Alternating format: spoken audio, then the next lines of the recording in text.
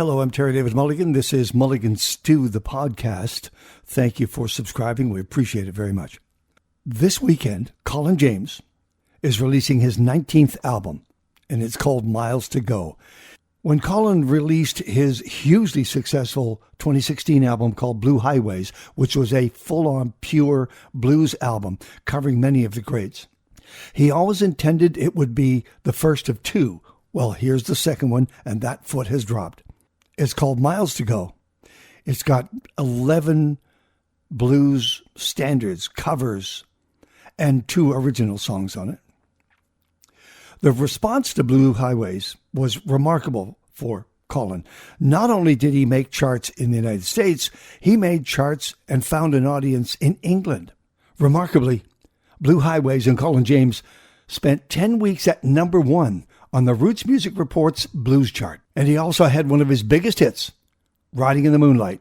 And if you follow Colin's story from the very beginning, he was discovered by Stevie Ray Vaughan in Regina, Saskatchewan, but he was playing pure blues then. And Stevie said, "You're really good. I think you should come on the road with me." And he did. But then the industry got a hold of Colin, and they tried to fit a round performer in a square box. It just didn't work. He even worked with Tom Dowd, but it just didn't work. He was a blues guy playing rock and roll with some blues leanings. Well, he put in his time. He made some great albums and found his audience. But it's great to hear him back with the blues. He's won many Juno Awards. At the Maple Blues Awards, he won Electric Act, Guitarist of the Year, and Record Producer. Strangely, not for his vocals. He is, of course, a member of the Canadian Music Industry Hall of Fame. So the album we're going to feature here is Miles to Go. It came out Friday, September 21st. It's his 19th. Colin's covering his heroes: James Cotton, Muddy Waters, Howlin Wolf, Arthur Big Boy Crudup, Charles Brown, Blind Willie Johnson, Blind Lemon Jefferson, and more. We welcome Colin James to Mulligan Stew, the podcast. Hello, Colin. Welcome back to the show. Indeed. Indeed. We have been doing this a while now. Yeah. And I see that the year started well for you. The 21st Maple Blues Awards, Electric Act, Recording Producer Award, and Guitarist of the Year. Right. Yeah. Yeah, it was a fun night, actually, last January. And headed out there, and we really had a good time that night. You know, I've been doing the Maples since, I guess the first year was in the mid-'90s or something like that. And they've always been great about keeping the blues alive and giving it a little platform. So that's been really good for it. I can't remember if I asked you this in a previous interview about being inducted into the Canadian Music Industry Hall of Fame and how important that was to you. And I'm going back and thinking about your touchstones, starting in Regina, playing 13, 14 years of age, mandolin, Celtic music, and then busking. I'm fascinated by the busking part. And there you are standing on stage, being honored by your peers in the Hall of Freaking Fame. Yeah, it was a big night in Toronto, and it was cool. You don't think about that stuff as much until you get there, and then you realize that so many people in the room were there in one way or the other as you grew up, from different record labels. Lots of people were there, and we ended off the night with a big ping pong tournament in the place in Toronto called some ping pong joint where we played till all hours. But it was a lot of fun. Miles to Go was released yesterday, your 19th album. Congratulations, first of all. I remember when we had conversation about Lost Highway, talking about Blue Highway. Blue Highway. You had said that you went into Warehouse Studios in Gastown and recorded some 30 songs. So, are some of the Miles to Go songs from that session? No, nothing was from the previous session at all. Actually, we went same idea. This time we went into the Armory Studios.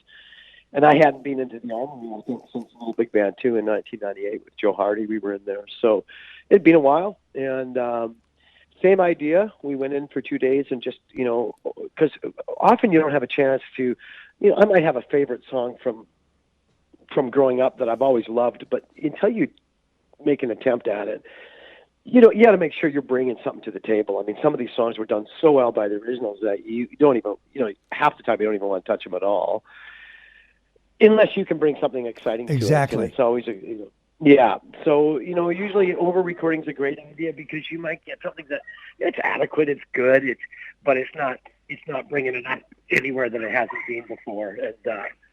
And, you always want to make sure you're there's a reason for doing it, and having those extra songs always come in handy because it becomes pretty evident pretty quickly. Was there a time when you wouldn't have gone anywhere near covers in a recording session? Well, in my early days, in some ways I couldn't because I was tied to these very severe publishing contracts that demanded that you had 8 out of 10 originals. So you had a little bit of room to wiggle, but not much.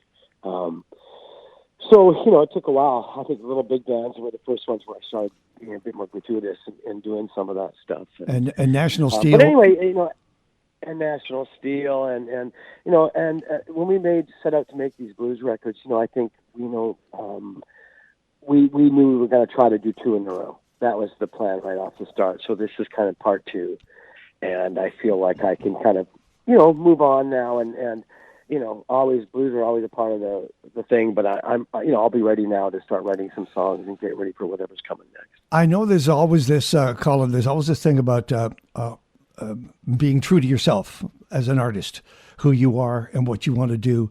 And on the other side of that fence is all of us out here, the audience, who tell you continually what we love about your music. I guess maybe the best of both worlds is when they meet in the middle and everybody goes away happy. Yeah, I think so, because you got to make sure that you're growing and you're moving forward. And every record I've made, even if some of them didn't perform well, maybe commercially at the time, every one I look back at now and they have a special thing, like the one I did with Mark Howard, Traveler, years ago. He was a guy who really tried to get me to lighten up on the high end on the guitar and really get darker tones, and got me to do that. Black Eyed Dog by Nick Drake. Exactly. Push the envelope a little bit. So every time you do a record, you kind of look back and you go, no, that was really, they all have their thing. And I enjoyed making these 2 blues records. We've enjoyed getting out there, and in the last year or so, I've done 2 or 3 shows with Buddy Guy after not really seeing him much for a few years. So that's been kind of fun too. Okay, we're going to do a speed round with some of the tracks in just a moment, but I do know this about you. I know that you playing and singing comes easily to you, or it feels as though it does, right? I know that you've said before that writing presents its own challenge, and you have two songs here that are yours and co-written. And let's go through them one at a time. I Will Remain, very solid, written by you. Yeah, I just wrote that. That's all started by somebody showed me a YouTube picture of Billy Gibbons was in L.A. on like Santa Monica Pier or something, and a street musician was playing, and somebody took a YouTube shot of Billy playing to this like generic slow blues beat that the guy had on a drum machine. Right. And I don't know, I think I heard it. I would like a slow blues like that, so I just went in and just kind of tried to get something that I could play like that too. So that was it. But even having said that, some of those songs are such classics, the great slow blues out there, that words are really tough. I find blues in particular, it's really easy to go off the mark and write cheesy lyrics. And the second verse of that song, it took me a couple months, and it's such a simple line, all the white lines on the highway blur. And all the white lines on the highway blur. But it was that line that let the song finally go, and I was okay with it. It just takes a while sometimes. That's all. It's well, you also have to think about the time in which the blues tunes were written that you're singing. It was a simpler time. It wasn't near as chaotic as it is now, and I guess it's the simplicity that we hear. Yeah, and I think classics just can't be too wordy. They gotta say something, but they can't be too wordy. So it's just that fine line, or too predictable, and let's face it, as much as I love the blues, there's been, it's guilty of some predictable lyrics. So, there you go. Yeah. From his new album, Miles to Go, released yesterday, I Will Remain. This is Colin James.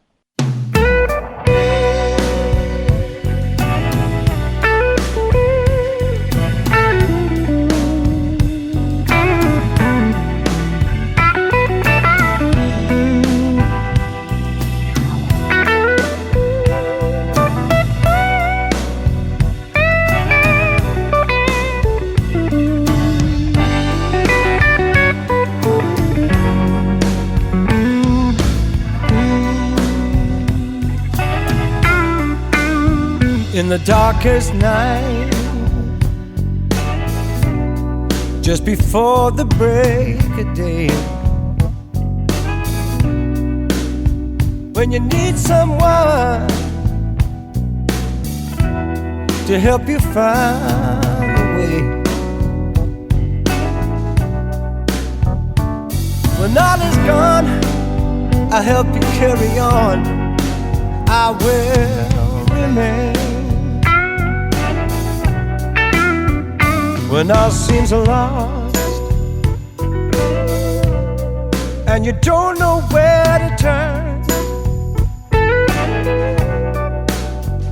and all the white lines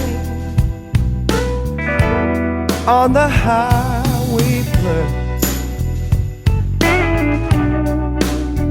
just call my name and let me ease the pain. I will remain.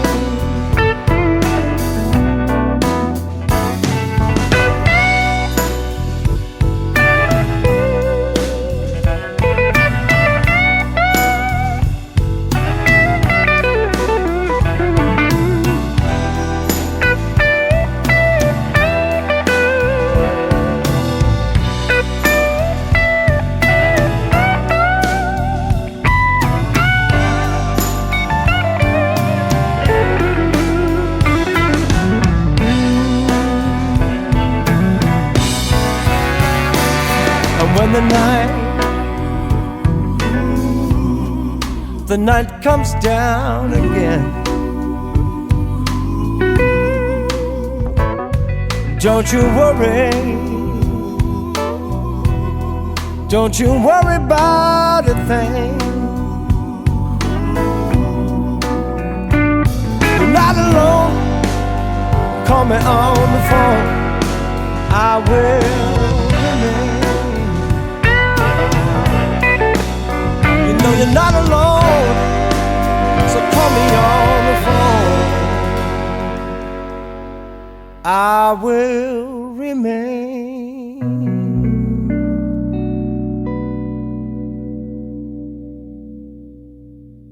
That's I Will Remain, written by Colin James, who we're talking to. The album is called Miles to Go, released as of yesterday. It's its first Saturday of life. It's got that new car smell, Colin. There you go. That's it. Yeah. I wanted to ask you about. You once told me about you like staying ahead of the curve in the music business. So you've got 2 blues albums back to back now under your belt. How's that curve thing going? Well, I don't know. I mean, sometimes you can see. Sometimes there's something that you see coming, and and other times you just got to make it right for you and your career arc or whatever. And it's been nice, like the last couple of years doing the blues records. It's I've really enjoyed that. I'm ready to kind of get back into more original music. I got a writing trip planned this fall already down to Nashville and to Hamilton and a couple places, go see my friend Tom Wilson.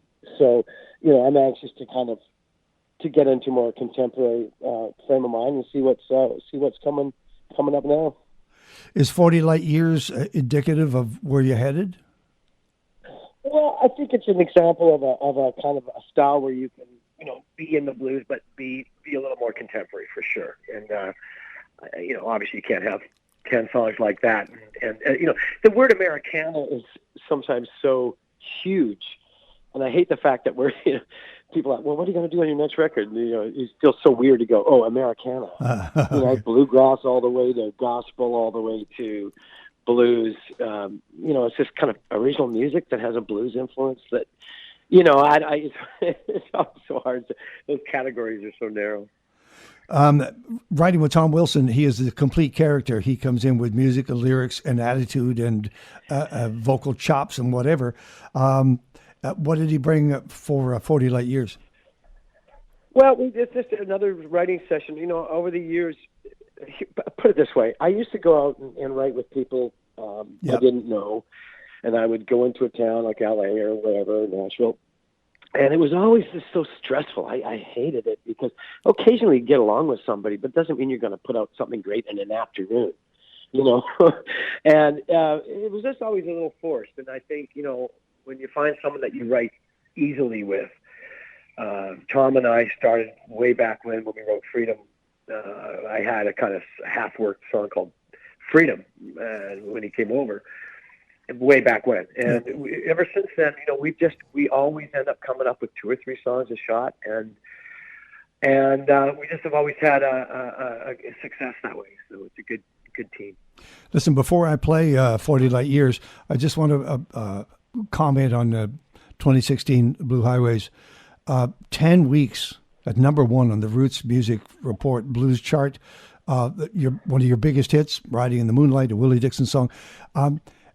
I was wonderfully happy for this. Did this surprise you at all, Colin? Well, it was interesting because first of all, it took me this long in my life to kind of be considered a blues player. Yeah, for man. some bizarre reason. I don't know how that happened, but I was never in the blues charts ever, not once.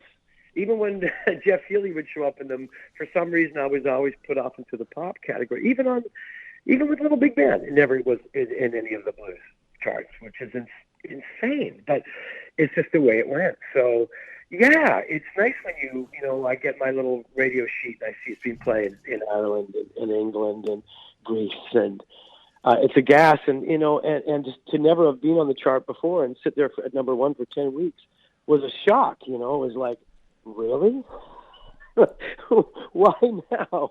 It was just funny, in a way. That's all. Okay. Here's 40 Light Years, co-written with Tom Wilson, Jesse O'Brien, the man himself.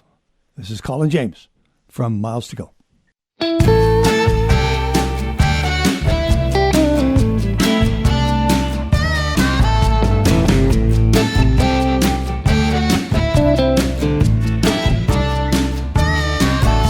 Your feet on the dashboard, baby, take a ride and come on. There's nothing left to lose but the moon, now the money's all gone. And when you get back down. Wait all night for you to come around. I'd like to get to know you, but you're 40 light years away. You could come a little closer, but you're 40 light years away.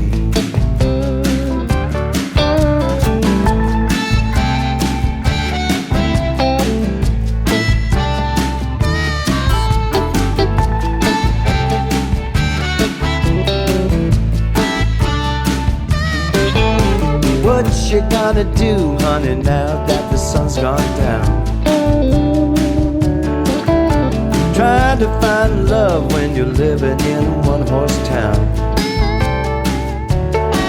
I've had the blues for 14 days, 'cause there's a hole in the sky and it's here to stay. I'd like to get to know you, but you're 40 light years away. Wanna get to know you, but you're 40 light years away.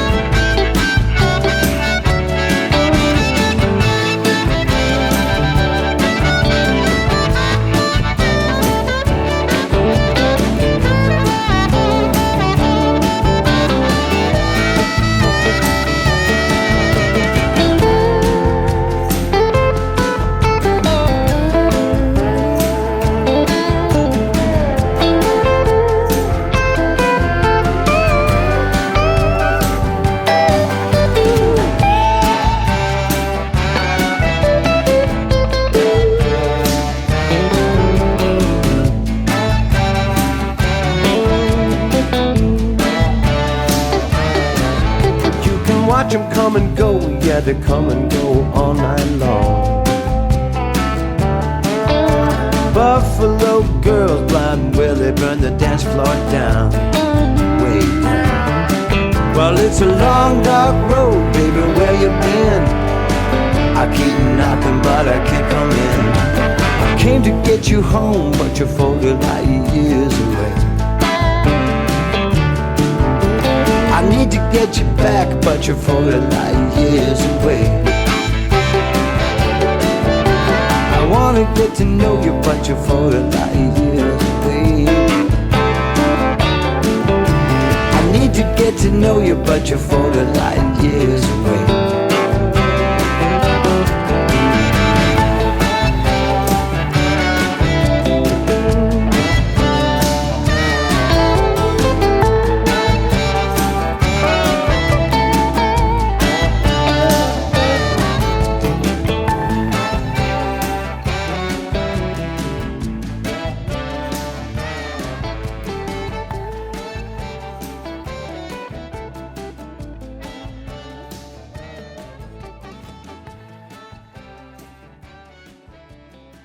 This is Mulligan Stew, the podcast. The new album is called Miles to Go. It's his 19th album. What? Yeah, that's what it says. Yep. I know. Well, two of them are best of, so I guess. But they all had extra tracks. The two of them were best of, but they had extra tracks that we recorded special for it. So. Before we do the speed round, the blues round, going over some of these tracks, the credits don't come with my notes. I'm assuming Steve Mariner's from Monkey Junk is on harp with you. Yeah. You're the co-producer. Jesse's on keys. Jesse O'Brien is your co-producer as well. The co-producer on the record is Dave Mazzaro. Right, you're right. And Dave just left us to go to London, England, to open up a new agency over there. So he's my studio guru who does these records with me. So the point I guess I was trying to make and heading toward is that there's a lot of really nice keyboards on this. Is that Simon Kendall? Well, Jesse O'Brien does the majority of the piano, and occasionally with Oregon we got Simon to come in and play. Simon's just such a great player, as is Jesse. But we got both of them working on this record. You know, what I've enjoyed about these records, both of them, is like I've had, my core band, Jesse, Chris Cadell on guitar from Toronto, Jeff Hicks from Vancouver on drums, and Steve Palche on bass. We got nice both records now we've done with that core band, and it's been nice because that's the touring band. That's fantastic. In the past, sometimes, it's fantastic. And Steve Mariner on harp, boy, that guy can play. I really got to say, I don't know if there's anyone who's tapped into that Little Walter, Kim Wilson tone like Steve is. He's just great. Playing the harp like he's in a roadhouse, and it's Saturday night, and he has to be louder than the room. Cutting right through it. We did the summer, quite a few gigs this summer together, and we're having a lot of fun. He was out with the trio too. Me and Chris do a trio show with Chris and I and Steve as well, and that was a lot of fun. I think I heard the Sojourners in there, and I think and that female voice I think is Colleen Renison. That's right. Yeah. Okay. Yeah. On Soul of a Man, and it was really great to finally sing a little bit with the Sojourners. I've only sung with Marcus before, so to have them all in there, and we recorded that live at the end. We'll go with that. You're going to do the songs. We're going to go through the songs anyway, so I'll wait. Okay, it's time for the speed round. Let's touch on a couple of tracks here. You start with One More Mile, James Cotton, written by Muddy. You've been playing that a long time, right? Yeah, I've been playing that a long time. James played, of course, harp for Muddy for years, and I imagine that's what brought that song so close to him. But when I was 16, I saw James Cotton play it, and it just kind of blew my mind and really was one of those pivotal songs for me changing directions at 16 and going, that's what I want to do. Still a Fool, Muddy Waters. Now, his version, of course, is not like yours, but this is what you call reimagining and staying true to the actual artist in the song, right? Yeah, but we had a little fun. We took some license on this one because there's been a lot of versions of Still a Fool, lots, and it's a great song. It's very much like Rolling Stone, the other Muddy song that's very similar, which I did on National Steel, actually. But we decided to just kind of do our own thing. It's a bit of a journey on that one with the band. There are lots of dynamics on it, and I really enjoy that one. Digging Myself a Hole, Arthur Big Boy Crudup. Yeah, Dig Myself a Hole. I've been hearing that song. Ken Ham, the West Coast, originally from Thunder Bay, fly guitar player from Canada, was when I used to see him play it when I was growing up. But of course, Big Boy Crudup wrote "That's All Right, Mama, That's All Right." So this is another one of his, and it's a funny song because it's kind of a 1950s Cold War paranoia song about living in a bunker. So just as apt today. I'm thrilled to see Chester Arthur Burnett, "Oh Baby Hold Me," the Wolf, as part of this song. Yeah. Well, that goes kind of back to Blue Highways. We covered "Watch Out" on that record. And yep. Both of those songs were from the Fleetwood Mac and Chicago record, and that record was just massive for me. It was basically just a blues guitar lesson in a double record set for me as a kid. So very close to those ones. Absolutely thrilled to hear "Black Knight," the Charles Brown song written by Jesse May Robinson, and the piano work in there. Beautiful. Yeah, and that's a beautiful song, and we actually recorded it for Blue Highways, but we recorded it in the wrong key. So I went to sing it, and I went, "What? No, what happened? This is wrong." So anyway, that's why. So here it is now. Hey, here's the one that I'm interested. That I think is an incredible story, "Soul of a Man," and I love the way you sing it. I love the commitment you make to it. It's Blind Willie Johnson, who's the same writer as "Dark Was the Night," right? Oh, yeah. "Dark Was the Night." I think Ry Cooder does this beautiful version of that. But his version's insane. It's gorgeous. Here's a man that died cold and broken and alone. But "Dark Was the Night" was the first recording on that gold CD or album that they sent out on Voyager 1. It's now billions of miles from here. Is that what they have on there? I don't think I do. That's amazing. That's it.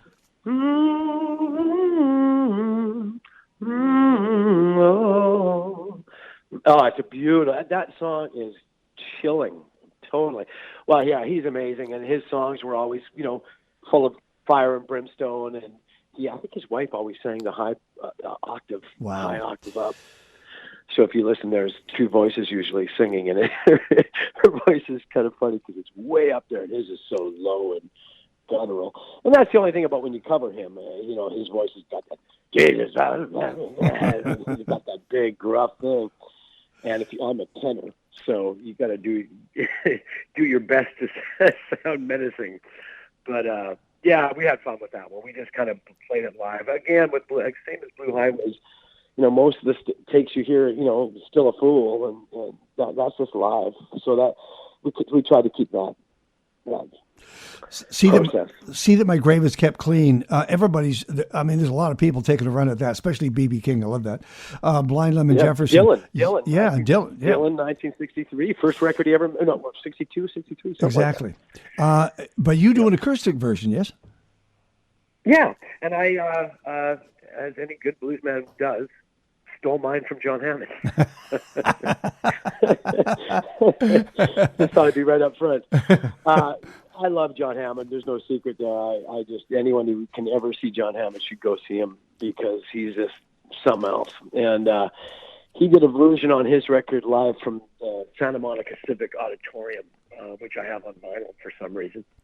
And it's just fantastic. And I'm just a big fan. And when I heard it, I thought I gotta take a shot at it. Need Your Love So Bad, 1955, Little Willie John. Love that tune. Yeah. Oh, yeah. And of course, Peter Green killed it. Yeah. So, again, it was one of those ones where you have to kind of ask yourself. But it's just such a beautiful. I heard it for the first time watching a TV show, and it was part of a soundtrack of a Netflix show or something. And I went, "Wow, I'd never heard it before." So that's how it got on the list. Did a Robert Johnson song have to be on this album? Which one? Tears Come Rolling Down. Oh, well, I don't think it is a Robert Johnson song. Well, I'm seeing credits for it, so. Oh, you are? Yeah. Well, if you look, I think Jeff Maldar should be co-writer. Should be Jeff Maldar and someone else, no? Well, I had to do my own digging. I didn't get the credits that come with the album, but... Oh, I see. Okay, well, mine is a Jeff Maldar co-write. Okay. It was on the Amos Garrett, David Bergen record. So I'm showing my... I was a big Amos Garrett. Well, I am a big Amos we Garrett are, fan. all are, yeah. Yeah, he came out to my last Calgary show. It was so nice to see him there. And it's David Bergen, who I've kept a little bit in touch with. We're Facebook friends, but okay. He's down in the States. But he played the harp on the version that with Jeff Maldar. And I think there was a co-writer. I can't remember who it is. But it's just kind of I love the way the phrasing of this song goes. It'll give me an excuse to play Open C again, so I can do Johnny Coolman. Johnny Coolman's an Open C, and I had to drop it because we didn't want to bring an extra guitar just for it. So. All right, I love Johnny Coolman. And you have your last track on any album always leaves a statement, and you want to do you want to go all the way back to the James Cotton Muddy One More Mile acoustic. Yeah. Yeah, we did. I thought, at one point we were going to start with the acoustic version and then blend it into the electric one, but it was too abrupt. And it was the last thing we did. The Sojourners were right in the room with me. We just did a live take, and they just sang along. And we weren't even separated by a booth or anything. We were just all in there together, and there it is. You know how they always say about the blues being, when you're doing playing the blues, you're having a dialogue with the past. Are these people speaking to you, Colin? Do they visit you? Do you have voices? I used to listen to Robert Johnson so fervently that I would lie in bed and try to hear the sounds in the hotel. You know how they recorded that whole record in San Antonio. Apparently, you can go there to that hotel. And it's the only building still standing in the block. I would love to. That's a place I would love to. I would love to feel that energy where he recorded that record. Come on! Oh my God! But I used to sit and just listen to every. One night I bolted up because I swear I heard somebody in the hallway because it was just live in a hotel. So who knows? Maids, people could have knocked on the door or whatever. So I love it. You can hear the floorboards. I know that. Listen, tour. People are going to want to know about tour dates. When are you going to bring this out? I hear it's next year. Next year, yeah. I think we're talking February, March. I think. Okay. On the tour. Okay. Yeah. I'm going back to just at the time when you were busking, because I think you can tell, I may be reading something into this, but Jan Arden told me stories about busking literally right underneath the windows of the warehouse studio over Christmas holidays, freezing her butt off. And I think it makes the performer who goes through those times and those days a better performer, appreciating what's happening around them. I'm kind of wondering what effect it might have had on you. Well, I never came to it gladly. In other words, I was never like, had my guitar in my hand. I did it because I had to. Yeah. I moved out here and I had no money, and I couldn't really work construction. I moved furniture when I moved out here. I did some of that, but so I'd get dropped off in front of a liquor store, or I'd and then you had to kind of fight off the other guy who usually does the 11 o'clock to 1. The guy who'd been there for 10 years, and it was always, I always felt funny about it. But I went home with a change jar of $30 or $40 or whatever it was, and I did it in Toronto, I did it in Montreal, I did it tons here, I did it in Winnipeg, and it got me by. When I had to. I mean, not in any huge way, but enough to eat. So there you go. There you go. Thank you for your time, and well done. Well done on the album. Thank you. Take care of yourself, my friend. Okay, man. You bet. Bye. Bye. My thanks to Colin James, opening up about his brand new album, his 19th, called Miles to Go. It's out there now. The tour, February, March. It'll be a cold, freeze your ass off Canadian tour, and then he's going to head for England and down into the States. It's a wonderful career he's carved because he stuck to it. He stuck his nose in the wind and said, this is what I'm going to do. He's a great guy, wonderful guitarist, and a far better singer than he's given credit for. He surrounds himself with great musicians who love him dearly. If you get a chance to see him, please do. This is Mulligan Stew, the podcast. You can subscribe on Spotify, Google Play Music, and Apple Podcasts. Thank you for listening.